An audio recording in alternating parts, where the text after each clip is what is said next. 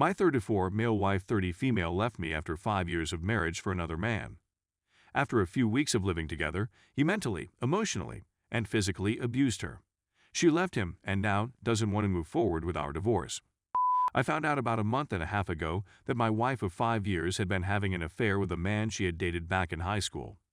After I found out, she apparently decided our relationship wasn't worth trying to fix and moved in with him. We don't have any children, so I immediately began divorce proceedings. My wife's new relationship disintegrated quickly. My buddy is cop, and within 2 weeks of her moving in with me, he was telling me they were getting calls nearly every night from the neighbors with reports of them screaming at each other, hitting each other, etc. It all came to a head a week ago. They got into a huge argument, and he ended up beating her so badly she had to go to the hospital. He was arrested, she got a restraining order, and the relationship is over. My wife came back to live at the house. She asked me to stay there as well, because she didn't feel safe. I agreed, though I am now staying in the spare bedroom. She seems to now think that because I am helping her recover, and we're both staying in the house, this is a chance for us to rekindle our relationship. She doesn't want to move forward with the divorce. I have no desire to rekindle our relationship. I want to help her recover, and I want her to be safe, but the betrayal I feel is something I don't think I can ever forgive. My family thinks I'm being heartless. The first time she dated this man, he was also abusive. He's much older than her. My sister says that my wife cheated on me because this guy manipulated her when she was young and now she's brainwashed by him. I don't want to be, and my wife was a victim. Which is why I want to do whatever I can to get her back on her feet. But I still want a divorce. She would tell me she was taking her mother to the doctor when she was going to this random guy's house during a pandemic and cheating on me. I can't get that out of my head. But my family just keeps telling me that we have to get through this together. My mother keeps telling me that this was the worst part of our vows. This wasn't what I had in mind when I said them. Am I being heartless? Story 2. I, 25 male, caught my wife, 24 female, cheating 4 days ago. In order to add some perspective, my wife and I met when we were around 10 years old and fell in love. Our feelings for one another have existed since we were children, but it wasn't until we were 18 that they developed into something serious. I knew she was head over heels in love with me, and I knew she was head over heels in love with me, so the only logical next step was marriage. On Valentine's Day, when we were both 21, I proposed to her over a weekend getaway, and the rest, as they say, is history. We both have decent occupations, nice, well-kept homes, no children, a nice group of friends, and polite families, which allows us to make ends meet. Everything, in my perspective, was excellent. When I was looking through her phone, I came across the evidence of her infidelity. I spotted her sending SMS to a man from her place of employment. Despite the fact that this was not overt flirtation, it struck me as strange and provocative. During the course of the day, he would say things like, "I've had such a long day at work," and she would say things like, "I've had such a long day at work." I'll confess that I have a short fuse, and I was not about to let this happen to anyone. Then I told her that she couldn't contact him in any way, that she couldn't keep him from seeing me, and that she wouldn't have me if she attempted to do so. She completed all of the tasks I assigned of her. This brings me to the evening of Sunday. My cousin and I own and operate a small business together. We created it when we were 20. My workload becomes too much for me to cope with. I usually order in and get the work done, and if it's too late, I'll go to bed to sleep it off the next morning. My wife received a text message from me around lunchtime that said, in part, "Me and cousin are likely going to be kept here all night. I'll order in so you can dine without me and don't have to wait up."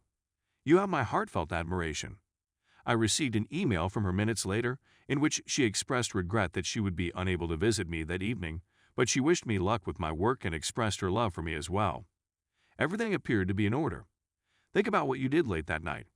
I came to the conclusion that work had taken up too much of my weekend and that I needed to see my wife, who I imagined was equally interested in seeing me. So, around 7 p.m., I started walking back to my apartment. My wife and the stranger were upstairs when I arrived home, and I couldn't make out what they were saying. I went up and saw them both. I admit that I didn't do the best job I could have done with the situation. I started by slapping him in the face while he tried to say, "Look, dude, I'm sorry." I tossed him out and told him he'd have to go home without his shoes because I didn't trust him. My wife was hysterical from the moment I walked in the door, and I was on the verge of becoming violent with her, but I refrained. Even though she shouted and sobbed during the ordeal, swearing that it was all a mistake. My fears from the text conversations had been confirmed. I reminded her on a regular basis that she needed to conserve her energy and that I didn't want to hear any of her nonsensical explanations. I contemplated returning to the workplace, but I decided against it, asking her to gather her belongings and go wherever she could. I wanted her out of my sight. I was right. Since then, she has remained in the company of her best friend. Since then, her friends and relatives have bombarded me with phone calls, but I've chosen to ignore them. I did, however, notify her father of the events that had transpired. He was enraged and decided to side with me. My wrath has given way to sadness at the realization that our almost lifelong journey has been thrown away for some unscrupulous individual from her employer since the very first day of her employment. I've managed to keep myself occupied, but I'd be lying if I said I hadn't spent every spare time sulking, crying, and moaning about what had transpired. I'll be contacting divorce attorneys first thing in the morning tomorrow to begin the divorce procedure. Update. Okay, so a lot has happened since my last post. Please accept my apologies in advance for the length of this one. Aside from that, I'd like to convey my appreciation for everyone's remarks on the first post. Since the first post, I've accomplished quite a few things. It was discovered that I had an STD, and everything was good. For the time being, I have transferred ownership of my business to my business partner, a relative. I have terminated her phone contract, which I had paid for. I have taken down all of her images. I have packed all of her clothes, and I have had an encounter with someone. So please allow me to begin. It was a relief when my STD test came back negative, but it wasn't enough to make me feel better. I'm not going to sugarcoat it. The situation continued to annoy me despite the positive results. I couldn't forget about it since she and her buddies were constantly ringing my phone and causing it to go off. I ultimately made my way to her home to meet with her folks. The attempt by her mother to reintegrate me into the family failed because her father recognized that I was set in my ways and was dissatisfied with his daughter. This occurred approximately 2 days after the original post. I like her father, and I believe we'll stay in touch because we're both straightforward men who understand one another's perspective. My admiration for him has always been strong, and it's a shame that his daughter is stopping me from officially being his son. I didn't respond to her friends, who had contacted me more times than I could count in the previous week. Because I spent so much time with my friends and family, it was a big assistance. In the afternoon, I invited a friend to my place, where we spent a couple of hours shooting her and removing all of her stuff from the house. This was quite relaxing for me, and it gave me the impression that I was erasing a stain from my life. It turned out to be significantly more effective than I had imagined. Divorce proceedings have commenced, but I am concerned that I will have significant difficulties getting her to sign the necessary forms and so on. I've already signed away my ownership interest in my company, so she won't be able to get her hands on it. As you all requested, I've avoided all communication with the exception of legal counsel. I contemplated whether or not to use the man's wife as leverage in the event that he attempted to bring charges against me. I laid hands on him when I caught him in my home. Finally, I reasoned, why not, and messaged her on Facebook. She responded immediately. She initially believed me, but later stated that he informed her that this was a lie. Simply displaying the doorbell footage of him approaching and being let out without his shoes was all I needed to do to convince her to believe me. No way in hell do I believe he is still happily married. It's time to move on to the next chapter. My mother assumed that I would like attending the Christmas party at her place of employment. Because I hadn't gotten out since the incident and needed a break, I decided to go for it. I went and was introduced to the daughter of one of her coworkers, which was a pleasant surprise. We struck up a conversation and left the party together, but we did not go out that evening. Our friendship began when she visited us a couple of nights before Christmas Eve. It took us numerous attempts to get her up, and she ended up staying for 2 nights. Despite the fact that she is not a love-at-first-sight alternative for my wife, she is a pleasant woman who is undoubtedly keeping me company at a time when I most need it. Because I'd been spending Christmas with my so for a while, it was more difficult than I anticipated, but having my family around me, feeding and watering me, made a significant difference. In general, I believe I'm coping significantly better than I anticipated with my situation. I just wanted to express my gratitude to everyone who has reached out to me, everyone who has left a kind comment, and everyone who has been through a similar scenario and has managed to remain strong throughout at Story 3. Caught my wife 24 female of 2 years about to cheat with my 30 male best friend 30 male. To try and make this as short as I can, first a little background info. I met my wife, let's call her Jess, 6-7 years ago.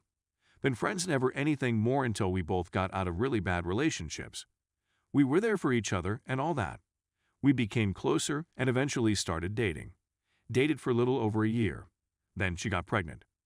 We had a boy and decided to get married shortly after. Everything was going well. I know we were both at fault. I had trust issues after we had been together for a while.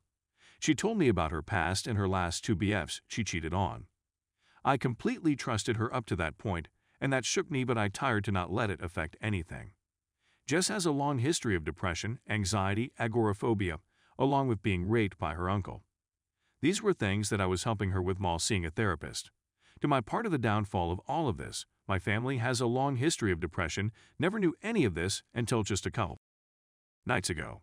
I never knew it was getting worse with me cause everyone chalked up my personality, changing to the fact I work 2 jobs, 6 days a week. My wife really only works weekends, occasionally a few hours during the week. I am currently seeking help dealing with it and getting over her past. Now for my friend Tim. Long before me and Jess ever got together, Tim made many attempts to come between Jess and her BF at the time. Jess shot him down and blocked his phone number and all social media. I never knew any of this until after me and Jess were together. When we have BBQs or gatherings, Tim would always be standoffish and ignore her. When we announced that Jess was pregnant, the only thing he had to say was, "Need a coat hanger." He then followed that up by talking to everyone about Jess. We had a blow-up and never spoke for just under 2 years. Come list last Xmas, he wrote us both apology notes, and we sat down and talked, sorted everything out. Now Tim has been known to get in between relationships. Happened at least twice now. I told Jess that I've known Tim since I was 6, he's not over you. As time goes over the next 3-4 months, my workload increases a lot. This took time away from me and my wife, which Tim took up that opportunity to talk more to Jess. I started having issues with it when she would be ill till 12 a.m., talking him and texting him non-stop all day, ignoring our son.